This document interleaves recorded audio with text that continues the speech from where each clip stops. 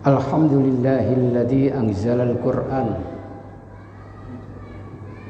hudan linnasi wa bayyinatin minal huda wal furqan. Assalatu wassalamu ala man unzila alaihi wa nunazzilu minal Qur'ani ma huwa shifaa'un wa rahmatul lil mu'minin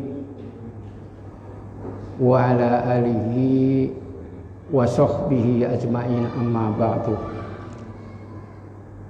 Ma'asyiral muslimin jamaah masjid sekalian, pendengar sekalian yang sama-sama dirahmati oleh Allah Subhanahu wa taala.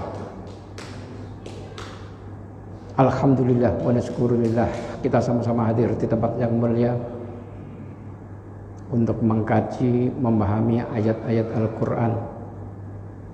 Mudah-mudahan bisa menambah wawasan ilmu, iman dan takwa kita kepada Allah Subhanahu wa taala.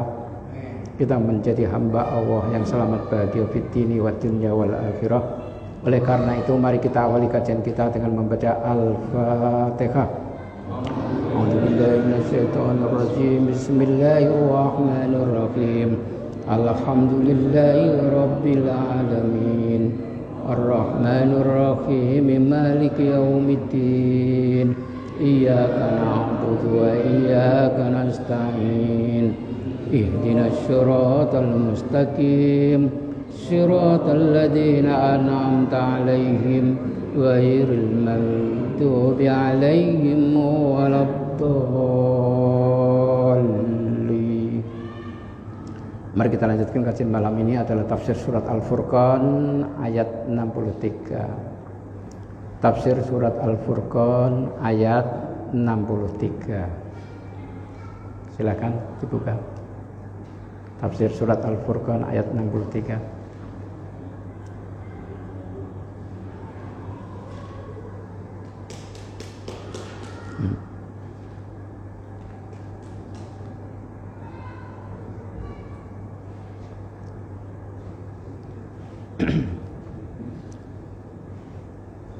A'udzu billahi minasy syaithanir rajim. Bismillahirrahmanirrahim.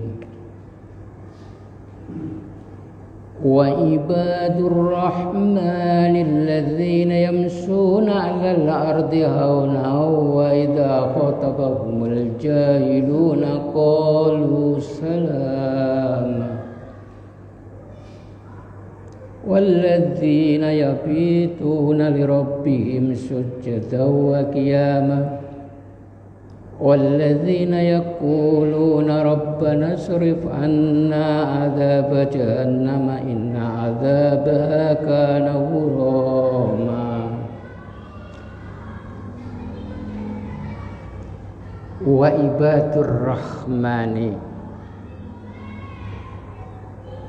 Ayat ini menjelaskan siapakah sebenarnya hamba Allah itu. Kita itu hamba Allah bukan, karena di sini ada hamba dunia, hamba nafsu, dan hamba Allah. Hamba dunia itu orang yang dari pagi terus ngejar duniawi, pulang capek, nggak sempat ke masjid, nggak sempat baca Quran, lupa kewajiban. Ini hamba Allah, ini hamba dunia. Yang macam ini disebut hamba dunia. Yang kedua hamba nafsu, mengikuti hawa nafsunya.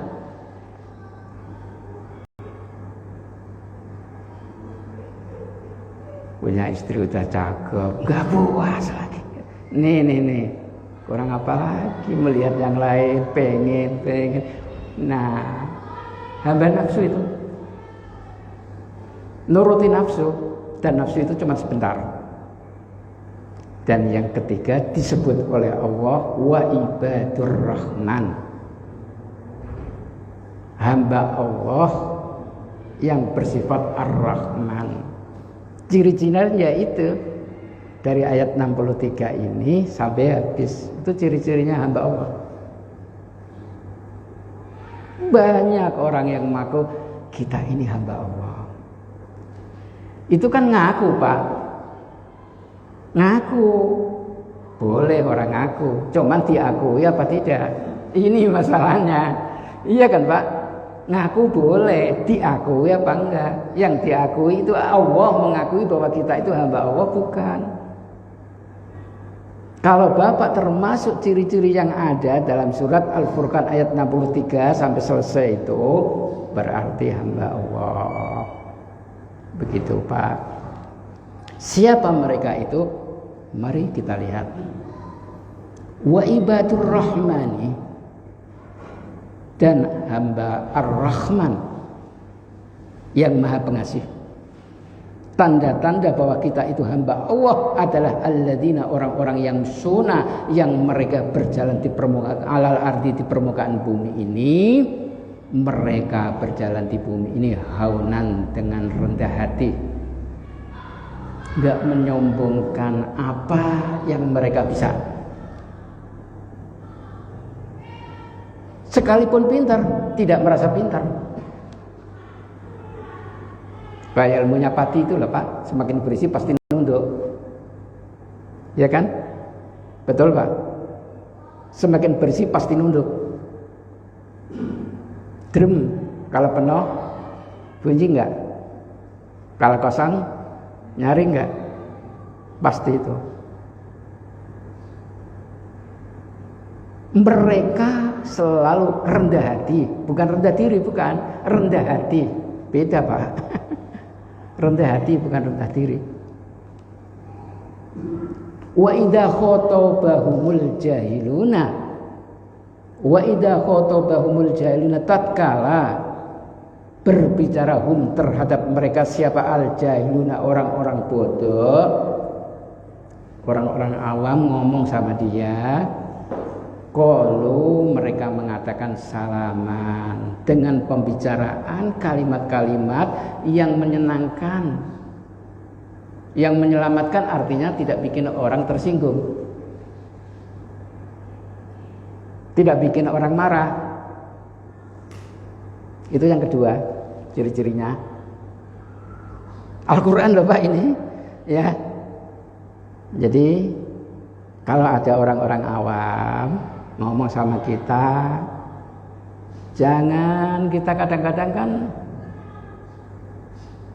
bicara di kampung-kampung, ngadepin orang kampung, ngadepin orang desa dengan bahasa-bahasa yang iya kan, bicara ini bisa politik, bicara bukan itu, biasa-biasa aja, jangan bicara yang seperti itu, ya kan? Ya kalau kita ketemu orang petani ya bicara masalah pertanian, ketemu pedagang ya ngomong tentang perdagangan, kan begitu Pak? Iya, bicara dengan santri ya ngomong tentang agama.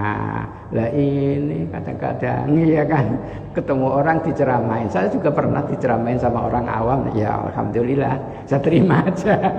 Dia belum kenal, begitu belum kenal ya. Karena apa? Kemana-mana kan pakai kaos, pakai beginian diceramai, ya alhamdulillah. Kan begitu, terima aja. Itu tanda-tanda yang kedua. Yang ketiga, walladzina, dan orang-orang yabituna, yang mereka menginap, li rabbihim, untuk Tuhan mereka.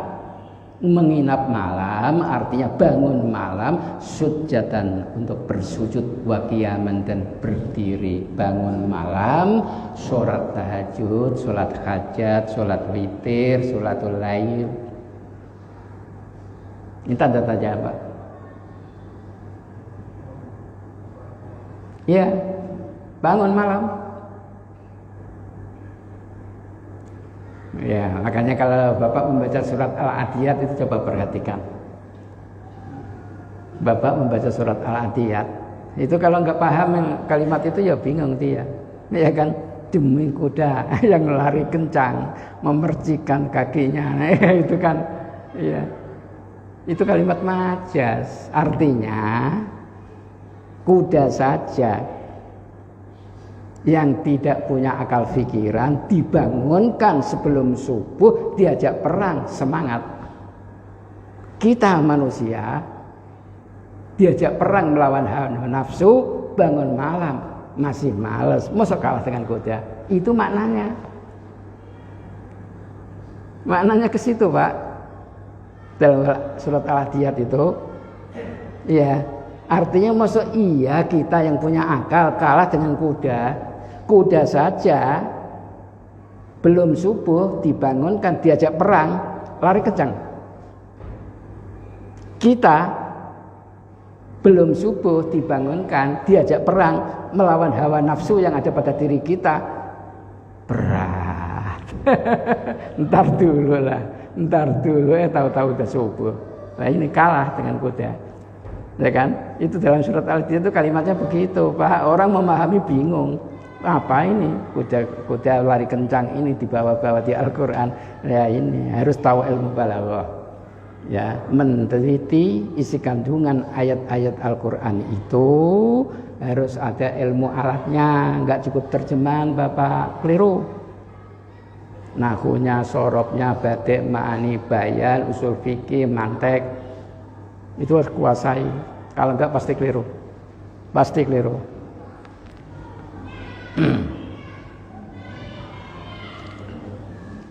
والذين يقولون ربنا صرف عنا عذاب جهنم إن عذابها كان غراما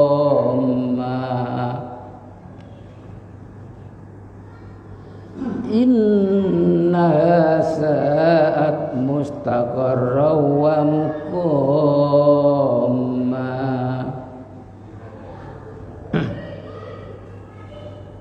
Bangun malam sholat tahajud. Jadi ada perbedaan Pak antara tahajud dan sholatul lail. Kalau tahajud itu sholat malam ya setelah tidur, walaupun cuma 5 menit. Bapak ini tidur jam 9 atau jam 10 Bapak bangun sholat, disebut tahajud. Karena rumusnya, definisinya sholat malam setelah bangun tidur. Kalau belum tidur namanya sholatul lail. Berapa rakaat? Ya minimal 2 rakaat. Minimal, maksimal nggak terbatas. Maksimal tidak terbatas. Kalau Rasul jika sholat berjamaah sedang, maghrib pendek, isya sedang, subuh panjang, sholat sendiri lebih panjang. Kalau kita sebaliknya, sholat sendiri malah cepat. Ini, iya, panjang. Kalau Rasul bangun malam sholat, ya kan? Tahajud itu buat Rasul wajib, buat kita sunnah. Wajib Pak, Rasul itu diwajibkan tahajud. Dalilnya, ya ayyuhal muzammil qumil laila illa qalila. Nah, itu dalilnya. Nisfahu awingkus warattilil qur'ana tartila. Itu dalilnya. Jadi kalau berbicara tentang mengikuti sunnah Rasul, jangan paham, jangan salah paham Bapak-bapak. Jangan semua yang diikuti, yang dilakukan Rasul, sunnah Rasul kita ikut. Bukan itu Pak. Ada yang khusus, ada yang umum. Tahajud buktinya khusus buat Rasul wajib, buat kita sunnah. Umatnya maksimal punya istri 4 jika adil, mampu dan adil. Rasul boleh lebih, karena keadilannya dia lebih dari kita. Itu ya. Ada yang bersifat basariah. Jangan pahamin, jangan nggak paham. Ada yang bersifat basariah. Rasul itu kalau makan sukanya manis. Bukan berarti kita harus ikut, tidak. Ikut boleh, enggak juga boleh. Rasul itu senangnya memakai pakaian hijau atau putih. Boleh ikut, boleh enggak. Ya. Rasul itu suka miara jenggot. Iya, boleh ikut boleh enggak, karena ini basariyah. Bedanya apa yang basariyah dengan nabawiyah? Sunnah Rasul itu ada yang bersifat nabawiyah, ada yang bersifat basariyah. Yang bersifat nabawiyah harus kita ikuti. Yang bersifat basariyah terserah Bapak kalau suka, enggak dilarang, enggak apa-apa. Bapak pakai miara jenggot bagus, pantas, ya kan? Apalagi pakai pakaian kayak jubah-jubah begitu, itu kan pantas. Tapi kalau saya kurang pantas, ya enggak, karena apa? Ya cuma 5 biji nanti, itu kalau banyak gue nanti kan orang ketawa, iya kan? Jenggot cuma 5 biji nanti saya pajangin nanti orang kan ketawa, iya kan? Lagi pula kecil begini, tapi kalau bapak-bapak begini cakep, apalagi ke masjid sunnah kan begitu kan? Apalagi ke masjid, ya. Tapi itu sifatnya basariyah. Jadi mau ikut boleh, enggak ikut enggak dosa. Nanti kalau sunnah kan makro. Walladzina, dan orang-orang yaquluna yang mereka mengatakan bangun malam sholat doa. Doanya Rabbana ya Allah ya Tuhan kami, isrif jauhkan anna dari kami, jauhkan azab jahannam, siksaan neraka jahanam. Inna adzaba, sesungguhnya siksaannya, karena keberadaannya ghuraman, kekal. Innaha sa'at mustaqarra wa muqama.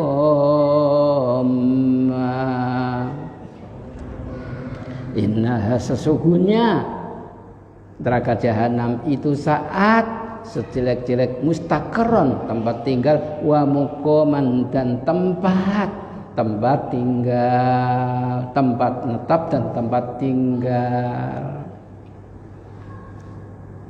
Jadi ada yang disebut jahanam. Jahanam itu secara keseluruhan, Pak. Itu jahanam. Ya kan? Kalau pintu-pintunya itu ada neraka wel, ada neraka sakor, gitu kan? Banyak kalau pintu-pintunya. Tapi kalau keseluruhan itu jahanam disebutnya, ya, neraka jahanam. Kemudian yang masuk neraka jahanam itu ada yang kekal, yaitu orang kafir. Ada yang sementara, yaitu orang fasik. Siapakah orang fasik itu? Orang fasik itu ngerti itu benar tapi diterjang, dilanggar. Ngerti itu benar enggak dilakukan, ngerti itu salah, dilanggar. Itu fasik. Padahal ada iman. Iman ada, Islam ngakunya orang beriman, tapi ngerti itu dosa, ngerti itu maksiat, ngerti itu salah, dilanggar. Itu namanya orang fasik. Perhatikan itu dalam surat Al-Hasr ayat 19. Ya. Itu tanda-tanda orang fasik kan itu. Al-Hasr ayat 19.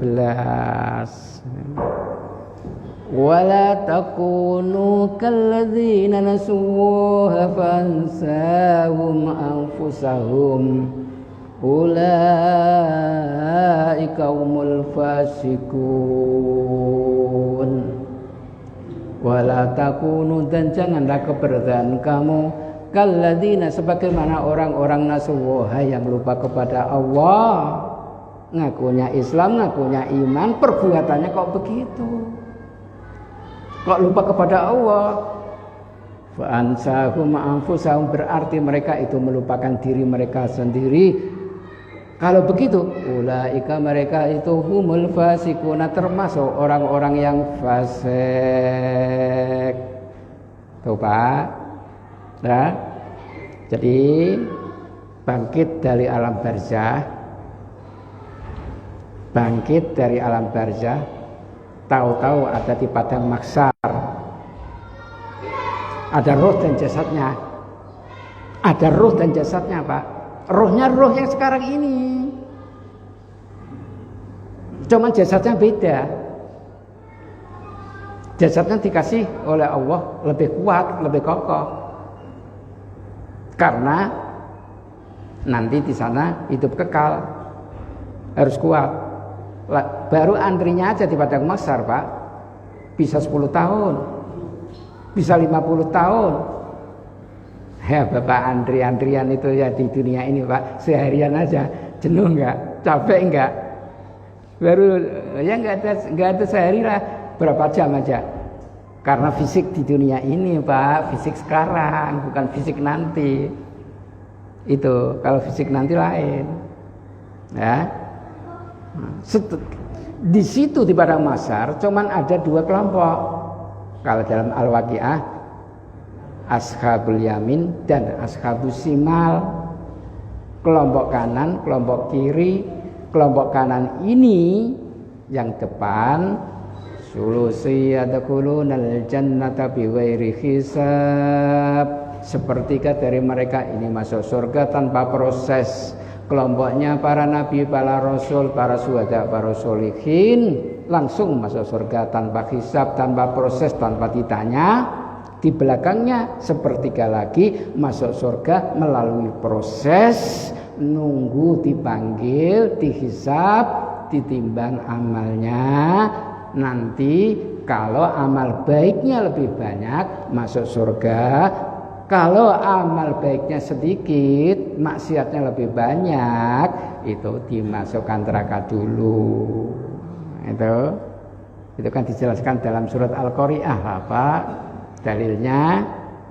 Al-Qari'atu mal qari'ah, ini menerangkan kiamat. Wa ma adraka mal qari'ah yauma yakunun nasu kal farasil mabsus wa takunul jibalu kal ihmi mansuz. Ini fa amma man sakulat, barang siapa yang berat mawazinuhu, timbangan amalnya, fahuwa, maka ia fi isatir radiyah, di dalam diberikan kehidupan yang diridhoi oleh Allah, yaitu masuk surga.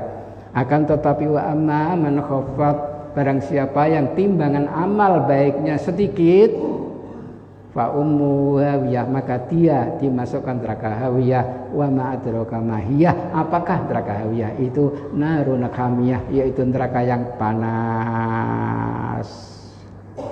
Kalau amal baiknya Pak lebih banyak, Bapak masuk surga. Enggak tanpa di neraka. Enggak.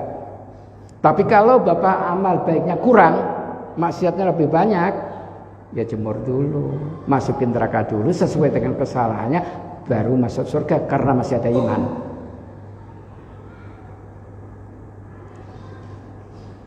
Solusinya apa? Yang harus kita kerjakan?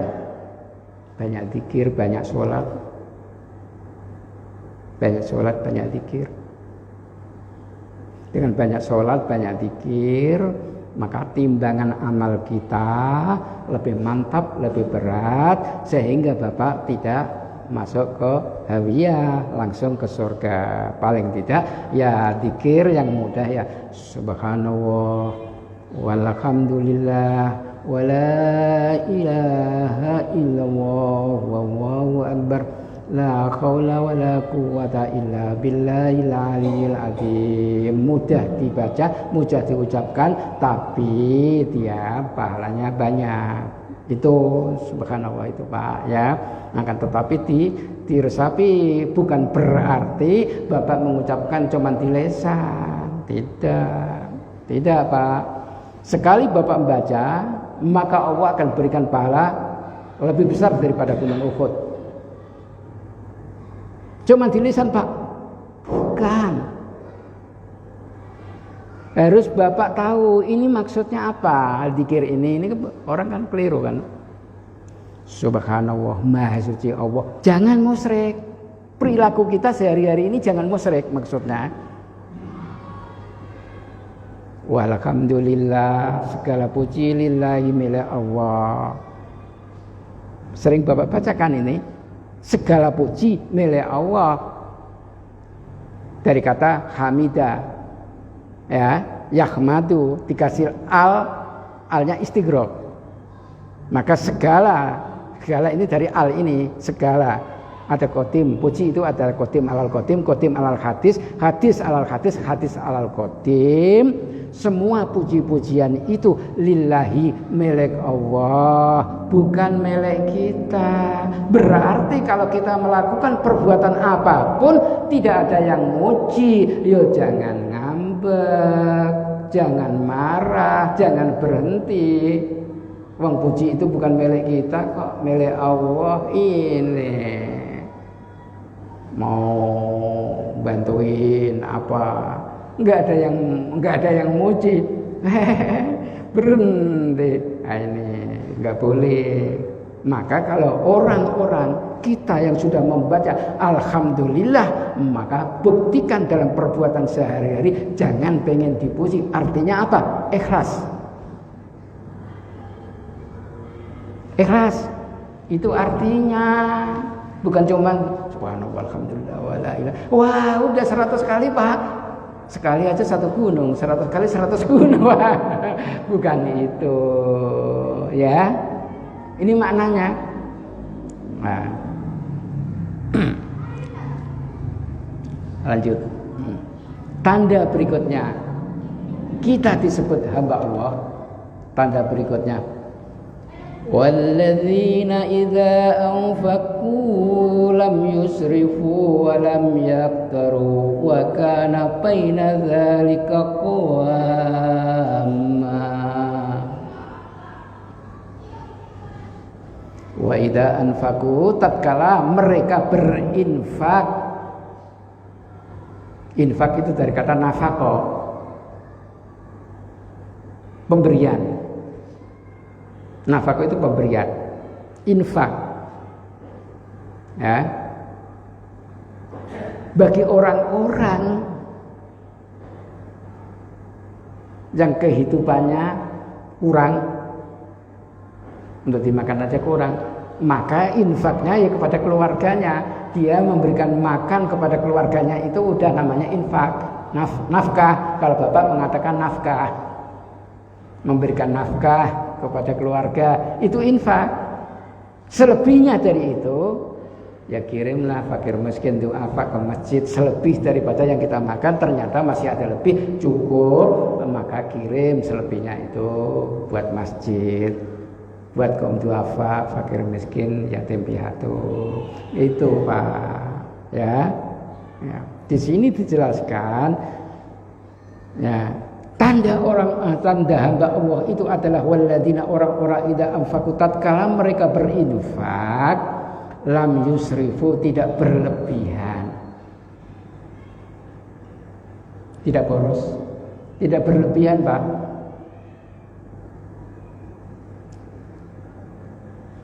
Punya pemasukan misalkan ya cuma 100.000, buat infak semua, anaknya lapar, itu namanya kan berlebihan itu. Benar apa salah itu? Bukan begitu, bukan ya. Lam yusrifu, tidak berlebihan, tetapi walam yaktaru, tidak pelit, tidak pelit. Berlebihan jangan, pelit juga jangan. Terus gimana? Wa kana baina dzalika qawama.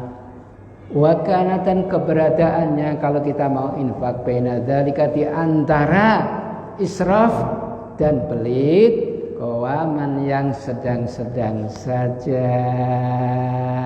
Begitu Pak. Ya, ini ada aturan mainnya Al-Qur'an. Oleh karena itu harus mengikuti konsep-konsep Al-Qur'an. Waktunya belum buka tanya jawab. Udah, sekarang dibuka ruangan tanya jawab bebas. Dibuka ruangan tanya jawab bebas berkenaan ayat-ayat ini, yang tersurat, yang tersirat boleh, susunan bahasanya boleh, pertanyaan yang lain yang tidak ada kaitannya dengan ayat ini boleh, bebas, apa saja. Silakan. Silakan. Waalaikumsalam.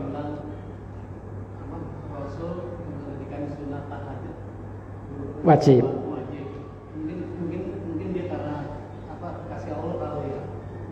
Ya Allah udah tahu, kuat ya kan. Ya itu kuat itu. Dalilnya kan itu kan ya ayyuhal muzammil.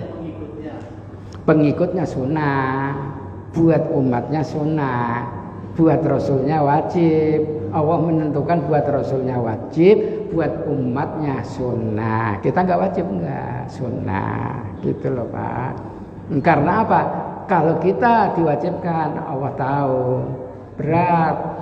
Masih banyak yang keberatan. Kalau Rasul kan tidak merasa berat, kan begitu. Iya, ya udah tahu lah kualitasnya beda dengan kita. Iya, logikanya begitu. Ada lagi yang salah Pak, salah tafsir. Apa itu Pak? Dia mau nikah lagi, mau poligami, sunnah Rasul. Ini kan, saya sunnah Rasul mau poligami. Rasul itu istrinya janda semuanya dan tua-tua, yang perawan cuma satu, Aisyah. Ya Pak ya. Kalau Bapak ngikuti pengen poligami nikah lagi sunnah Rasul, ya cari janda-janda tua sono. Mau Bapak. Mengapa? Suaminya perang, ya Pak, korban dalam peperangan mati, istrinya nganggur, nggak bisa nyari nafkah, anaknya makan apa? Dirawat oleh Rasul, daripada ngerawat anaknya saja nanti diomongin orang, ya sekalian ibunya biar nenek-nenek. Ya, makanya setelah Khadijah meninggal, istri yang kedua ini Saudah. Saudah itu udah menopause, udah tua, ya, udah tua, udah menopause, hitam lagi, jelek. Kata Saudah, Rasul, giliran saya buat yang lain aja, saya udah tua, nggak perlu itu. Maka bapak-bapak kalau pengen poligami, bilangnya sunnah Rasul, ya cari nenek-nenek. Mau, kalau nggak mau ya jangan bilang sunnah Rasul. Ya pengen nafsu aja, gitu aja. Iya, jangan bilang sunnah Rasul tapi nafsu aja. Iya, yang Bapak cari yang cantik, yang muda kok sunnah Rasul. Rasul nenek-nenek kok, karena dia merawat ya anak-anaknya, ini kasihan.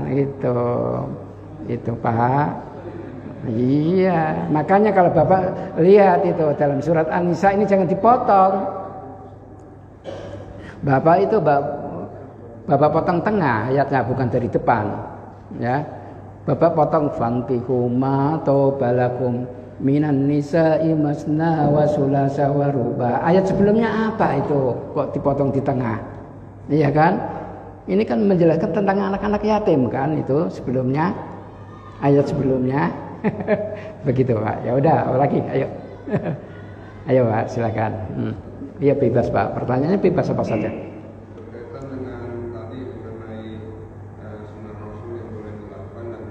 Iya. Bukan tidak boleh dilakukan begitu ya. Sunnah Rasul yang berdasarkan wahyu kita disunnahkan untuk mengikuti. Yang tidak berdasarkan wahyu itu bersifat basariah, ikut boleh, enggak ikut juga boleh. Gitu loh Pak. Rasul suka pakaian hijau, pakaian putih, Bapak ikut boleh, enggak juga boleh. Begitulah Pak maksudnya ya. Nah. Iya.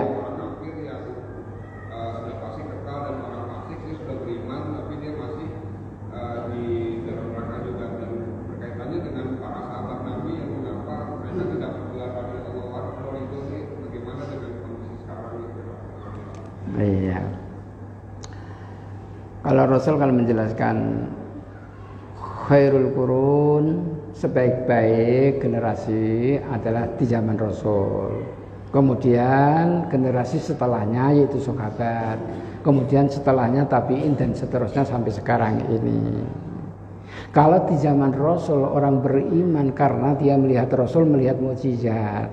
Kalau sekarang kita beriman kepada Rasul tanpa melihat Rasul, tanpa melihat mukjizat, ini adalah termasuk jempolan. Begitu loh Pak. Iya kan?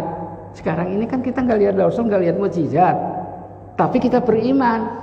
Hebat nggak itu? Iya. Kalau tadi saya menjelaskan sepertiga kelompok kanan itu masuk surga tanpa proses, sepertiganya dia melalui proses, sepertiganya neraka dulu baru ke surga, yaitu fasik. Yang neraka dulu itu fasik. Kalau bapak-bapak yang hadir ini insya Allah mudah-mudahan kelompok pertama, paling tidak kelompok kedua. Amin. Ya Rabbal Alamin. Kalau kelompok pertama ini disebut surganya surga Firdaus. Itu surat Al-Mu'minun. Syaratnya kalau bapak pengen masuk surga Firdaus, syaratnya 8 harus dipenuhi. Tapi kelompok yang kedua surganya surga Aden. Insya Allah bapak-bapak ini surga indah Aden. Syaratnya cuma 2. Cuma 2. Ringan kan? Ini surga Aden, syaratnya cuma 2 syarat bapak penuhi, insya Allah bapak masuk surga Aden. Ya. Surga Aden itu kelompok di bawah Firdaus. Kalau Firdaus ini kan para rasul, para nabi, para sahabat, di bawahnya ya mutakin, ini Aden. Gitu.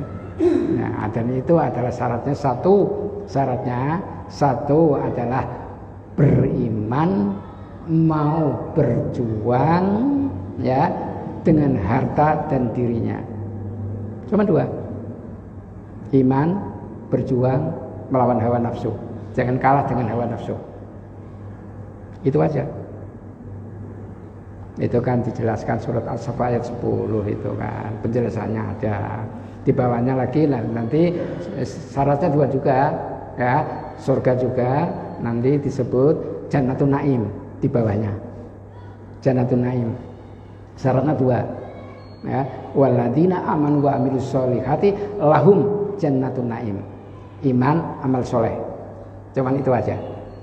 Syaratnya bapak iman, udah beriman. Amal soleh, udah amal soleh. Kurang syarat apa lagi? Ya kan? Kurangnya ya 1, keikhlasan harus dipupuk, harus ditingkatkan. Jangan setengah ikhlas, jangan. Ya, keikhlasan ini harus terus ditingkatkan. Itu ya, harus ditingkatkan. Kalau di bawahnya lagi nanti bapak melihat di Al-Qur'an itu namanya bukan jannah, namanya itu nanti Darul Qaror, Darul Ma'wa. Dar itu artinya rumah. Jadi kalau yang jannah itu artinya rumah besar, kebun luas, indah. Itu jannah. Kalau dar itu rumahnya kecil, pas-pasan, RSS. Tapi masih lumayan lah surga daripada di neraka. Nah itu ya. Iya, karena apa? Amalnya pas-pasan, ibadahnya pas-pasan. Buat beli yang megah itu enggak kejangkau, enggak cukup. Duitnya nggak cukup, amalnya sedikit. Itu Pak. Itu makanya dia sebutnya Darul Qaror, Darul Ma'wa ya. Dar disebutnya dar. Dar itu rumah kecil yang nggak ada halaman, pas-pasan. Ada lagi pertanyaan? Ayo Pak, silakan. Ya. Ayo silakan. Waalaikumsalam. Malam ini kajian kita adalah surat Al-Furqan. Iya. Saya lihat di surat Al-Furqan ini ada 77 ayat diturunkan di Mekah. Iya. Boleh saya tahu asbabun nuzulnya kok? Iya. Kenapa surat itu turun? Iya. Iya. Pertanyaan yang kedua, tadi bicara soal hisab. Iya. Ada golongan yang tanpa dihisab. Iya. Ada golongan yang dihisab dulu. Pertanyaan saya, di manakah syafaat Nabi besar Muhammad kita diturunkan pada golongan syafaat? Ya. Ya. Al-Furqan itu artinya pembeda. Yang membedakan antara hak dan batal. Di dalam surat Al-Furqan ini menjelaskan pembeda antara hak dan batal, neraka dan surga, iman dan kafir. Maka dijelaskan di dalam surat Al-Furqan ini. Oleh karena itu diturunkan di Makkiyah. Disebutnya Makkiyah, Makkah dia. Kalau di Madinah ini kan orang-orang udah beriman, itu masalahnya. Ya, jadi sebab-sebab diturunkan ini ayat adalah banyak orang-orang fasik, orang-orang yang kafir, orang-orang yang tidak beriman, kemudian diturunkan ayat ini sebagai penjelasan mereka, intinya ke sana. Kemudian yang kedua tentang apa tadi, hisab, syafaat. Begini Bapak, orang yang pertama kali masuk surga itu adalah Rasulullah. Rasul masuk surga. Kemudian setelah Rasul masuk surga, silakan menikmati segala fasilitas keindahan yang ada di surga. Rasul malah turun, udah duduk di kursi yang empuk, turun. Bingung Jibril, Muhammad ngapain turun, udah enak-enak begitu? Saya malu sama Allah. Malu apaan? Masih banyak umatku yang repot tuh di belakang, itu depan. Sejarahnya begini. Setelah diproses hisab, maka seluruhnya harus lewat sirat, jembatan. Ya Pak ya. Nih contoh. Ini pada Maksar. Sini. Miliaran orang antri, tapi yang depan ini adalah umat Muhammad, karena nabinya dipanggil dulu, belakangnya nabinya, umatnya. Jadi yang dihisab umat Muhammad dulu. Setelah dihisab, maka untuk menuju surga atau neraka ini harus melalui perjalanan jauh. Perjalanan jauh. Kalau Bapak pengen jalan kaki silahkan. Kalau pengen naik kendaraan, masjid ini kendaraan kita. Masjid-masjid yang Bapak itu kendaraan kita. Ya. Oleh karena itu harus kita rawat masjid, jangan sampai kosong, sepi. Nanti kalau mogok Bapak suruh dorong mau. Iya kan? Setelah ini naik kendaraan, ini ada sirat, kemudian lewat. Di sirat itu bentuknya lebih kecil dari rambut, lebih tajam dari samoreng, lebih licin daripada minyak. Bawahnya ini neraka jahanam.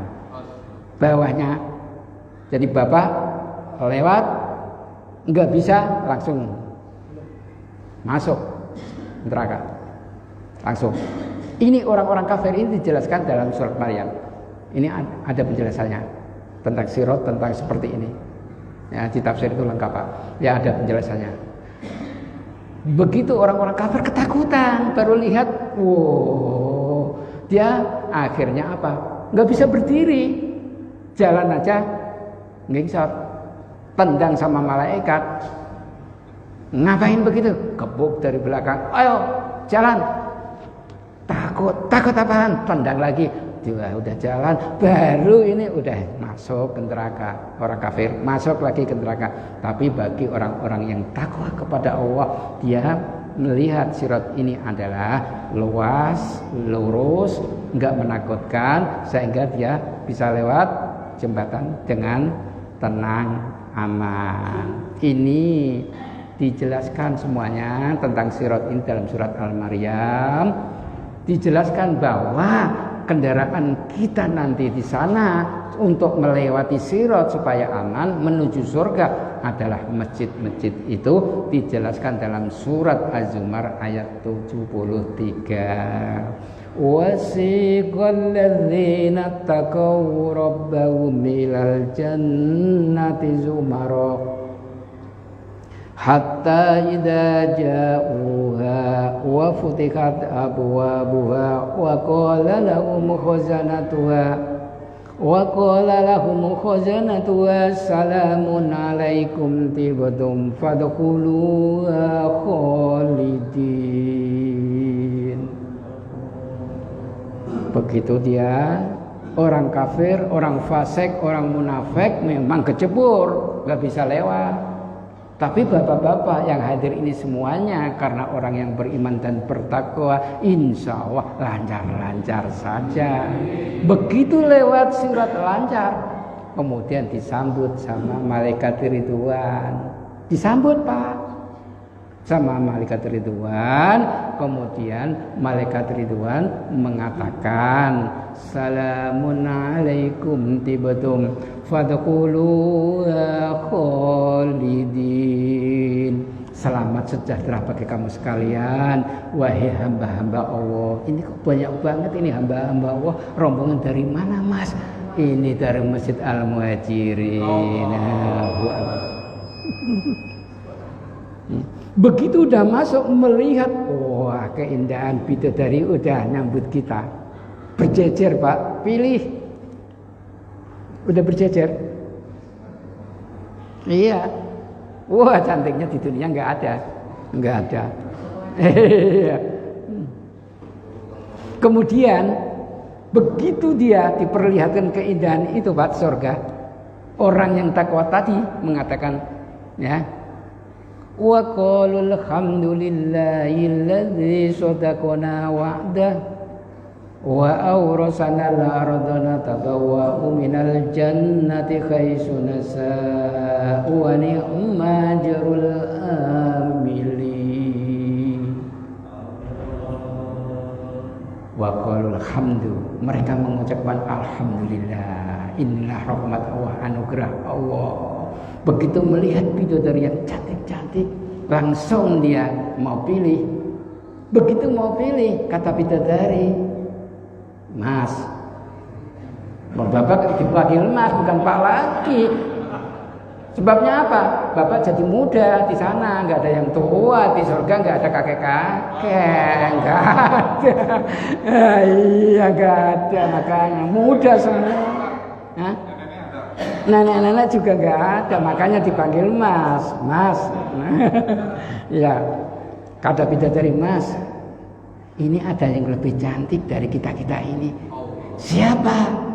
Istri Bapak tuh di belakang, dilihat, oh benar. Oleh karena itu, kalau Bapak rajin ke masjid, rajin beribadah, banyak amalnya, istri Bapak harus Bapak ajak dan harus mendukung. Jika tidak, bilangin istri Bapak nanti mau diganti sama bidadari. Gitu aja lah Pak, nggak usah repot-repot.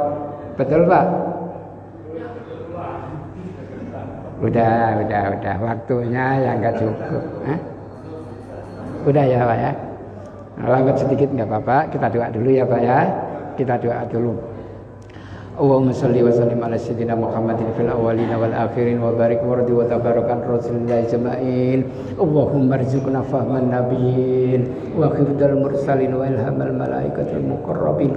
Allahumma allimna mimma 'allamtana innaka antal alimul hakim ya Allah ya karim ya nasir ya rahman ya rahim biridhoika ya Allah. Ampuni ya Allah dosa-dosa kami, dosa kedua orang tua kami, dosa keluarga kami, dosa jamaah-jamaah kami yang hadir di Masjid Al-Muhajirin. Ini adalah hamba-hambamu yang soleh, hamba-hambamu yang takwa kepadamu ya Allah. Oleh karena itu berikan kami semuanya tambah hidayah, tambah iman, tambah takwa, tambah ilmu, tambah sehat, tambah rezeki, tambah berkah dan mendapat ridhomu ya Allah. Rabbana atina fid dunya hasanah wa fil akhirati hasanah wa qina adzabannar. Walhamdulillahi rabbil alamin. Assalamualaikum warahmatullahi wabarakatuh.